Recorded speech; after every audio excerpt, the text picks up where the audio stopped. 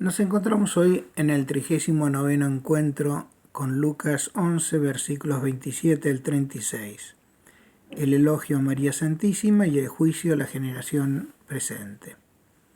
Nos habíamos preguntado a qué viene este elogio a María cuando se pide un signo que identifique a Jesús con el Mesías. ¿Y qué es más importante, si oír o escuchar la palabra de Dios? ¿Qué implica una u otra actitud? ¿A quiénes se identifica como generación malvada e incrédula? ¿Por qué? ¿Qué significa el signo de Jonás? ¿Para qué sirve la luz? ¿Y cuál es la luz que debe primar en nosotros? ¿Por qué y para qué debe brillar? Solo Lucas trae este pasaje en la cual una mujer del pueblo, oyendo a Jesús decir cosas tan importantes y hacer cosas tan importantes, lo elogia de una manera muy especial, elogiando a su madre. Dichosa la mujer que te llevó en su seno y los pechos que te amamantaron.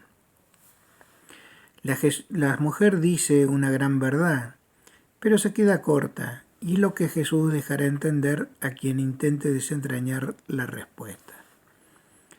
Indudablemente María tuvo un triple privilegio porque llevó a Jesús en su seno, le dio a luz y lo alimentó. Pero su relación con Jesús no ha sido plenamente carnal o material. Esta mujer entusiasta y admiradora de la Madre de Jesús no destaca la más profunda relación de María con Jesús y por eso Jesús la corrige. El privilegio más grande no es recibir la palabra divina como en el claustro materno, sino acogerla en el corazón. El Verbo se hizo carne en María y en su seno Él se alimentó de ella, y en cambio se encarnó también, y antes principalmente en su corazón. Y allí se hizo alimento de ella, elevándola a un lugar muy especial. La expresión oír y guardar la palabra de Dios tiene pues dos matices muy obvios. El primero es la palabra como sabiduría, como revelación, como ciencia de Dios. Oírla es aceptarla con docilidad, lo cual es sin resistencias ni dudas, incluso si no resulta por el momento comprensible.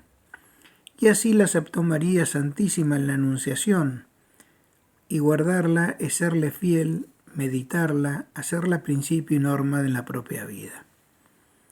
El segundo aspecto se refiere a la palabra como persona divina, es decir, recibir a Jesús, sabiduría divina, que viene a cada uno para unirse en una intimidad personalísima. Las palabras de esta mujer, pueblerina, sencilla y sensible, comienza a darse cumplimiento a la profecía de María Santísima en su Magnificat, donde dice que la proclamarán bendita todas las generaciones. Y la bendicen por Jesús. No se puede amar a Jesús sin que su amor nos lleve a un amor hacia María, porque ella ha sido el primer amor de Jesús después del amor del Padre al Padre Celestial. Y a los que Él ama, los asocia en su propio amor. Y relacionando este pasaje con el anterior, con el versículo el texto de la curación del endemoniado mudo, y la reflexión que hace acerca de los que le piden un signo y de los que lo tratan como endemoniado, Lucas retoma la cuestión del signo que le piden a Cristo para que autentique su legación divina. Trata a sus interlocutores de generación malvada e incrédula. Y se refiere principalmente a los fariseos y escribas que lo habían puesto a prueba y habían tergiversado el significado y valor de los milagros atribuyéndolo al poder de Belcebú. Y se le señala que no se le dará otro signo que el de Jonás. Hay dos tradiciones diversas recogidas, una por Lucas y otra por Mateo. Mateo relaciona la ballena que traga a Jonás y lo retiene durante 3 días y 3 noches a la resurrección de Cristo al tercer día de su muerte. Lucas, por el contrario, poniendo el acento en la conversión de los ninivitas y en el viaje de la reina de Saba hacia Salomón para conocer su sabiduría, habría querido remarcar que Cristo daba como signo de su autoridad las conversiones que causaba su predicación y la admiración de la gente ante la sabiduría de su mensaje. De no ser así, la alusión a Jonás, reforzada por lo de la reina de Saba, debería entenderse como la declaración de que no pretendía hacer milagros para demostrar quién era, y que sus interlocutores debían convertirse movidos exclusivamente por la predicación, como lo habían hecho los ninivitas, y buscado por su sabiduría como la reina de Saba con Salomón. Pero esto no se armoniza con otras declaraciones del Señor donde claramente afirma que si no creen en sus palabras, al menos lo hagan por sus obras. Todos sus interlocutores sabían en cambio que Jonás, antes de llegar a Nínive, había sido protagonista de un extraordinario signo. De ahí podían colegir que no se refería solamente a la predicación posterior, pero también es claro que Jesús pone el acento sobre la predicación. Por eso añade a sus oyentes, la malvada e incrédula generación, que serán acusados por los ninivitas y por la reina del sur, porque tanto ésta como aquellas prestaron atención al mensaje de Jonás y a la sabiduría de Salomón, mientras que sus interlocutores pedían gratuitamente milagros sin mediar ni meditar lo que habían escuchado. En este sentido, Jesús afirma ser más que Jonás y más que Salomón, porque sus palabras son más sabias que este último y más claras y conminatorias que las de Jonás. Y para convertir los corazones a Dios hasta la claridad y lógica de la que Jesús anuncia, en consonancia con todos los profetas del Antiguo Testamento, no se debe esperar a través de los milagros. Resta saber cómo nos predisponemos nosotros a escuchar esta palabra y si nuestra postura es del tipo farisea o es del tipo ninivita.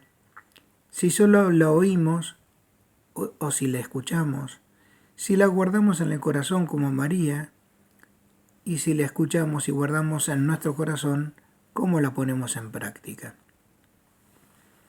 A continuación nos propone la parábola de la lámpara, que debe entenderse en relación con la discusión que ha venido desarrollando con los fariseos escribas y que se han mostrado reticentes a aceptar la doctrina de Cristo y debían su obligación de tomar una posición honesta, pidiendo signos innecesarios.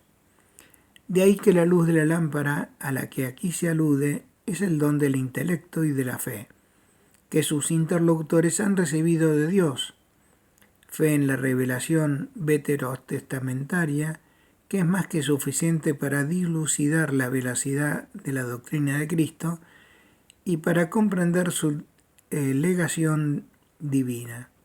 Luz que por otra parte ellos, los rabinos y escribas, como principales del pueblo de Dios, tenían la obligación de derramar sobre los menos preparados. En este contexto, la parábola habla de la obligación de iluminar por parte de quien ha recibido este don. La lámpara, dice el Señor, no se enciende para ponerla donde no puede iluminar, sino donde sea capaz de arrojar su resplandor sobre los que entren en el lugar donde ella está iluminando. Esa es la iluminación de los notables estudiosos y observantes de la ley. Ellos han recibido una gracia muy especial al conocer las Escrituras y la capacidad de discernir estos signos de los tiempos, entre los que se cuentan también los parámetros para determinar si Jesús cumple con las profecías que los profetas pronunciaron acerca del Mesías. La mención del ojo corporal pretende suscitar en nuestro pensamiento una analogía con el alma. Se puede decir que la lámpara es el cuerpo, se puede decir que la lámpara del cuerpo es el ojo. Así, si el ojo sano está sano, todo el cuerpo goza de una luz que él percibe, y si está enfermo, el cuerpo no recibe en su interior sino tinieblas. Aunque Jesús no aplica esta imagen al alma, supone que sus oyentes la comprenderán como referidas al ojo del alma, que es la mirada dócil a la realidad y a la verdad, purificada y elevada por la fe. Quiere decir que quienes miran y juzgan con una visión incondicionada, sin prejuicios, dispuesta a aceptar la verdad allí donde la hallan y tal como la encuentran, todos en ellos será luminoso. Pero si su inteligencia está esclavizada por prejuicios, por la reticencia a la verdad que no gusta, quedarán en tinieblas. Y además mantendrán en tinieblas a los que ellos deberían iluminar. De ahí la advertencia: mira que la luz que hay en ti no sea oscuridad. No te vuelvas tinieblas voluntariamente por odio o por desprecio a la verdad. La luz que hay en nosotros, la de nuestra inteligencia, se vuelve oscuridad cuando alumbra con principios falseados, con razonamientos sofistas. Cuando razonamos desde la pasión y el deseo y no desde la razón imparcial dispuesta a aceptar lo que se nos descubre, incluso se nos abren horizontes que nos atemorizan o nos repugnan sensiblemente. Nuestra luz, la de la razón, ilumina cuando está purificada por la fe en el orden sobrenatural y por el amor incondicional a la verdad. Pero no debe ponernos en tinieblas cuando lleva la carie del juicio propio, del pensar mundano, del orgullo, de los conceptos preconcebidos. Por lo tanto, ser luz es transmitir la verdad no solamente de palabra, sino también con el comportamiento y el ejemplo. Que tengan un buen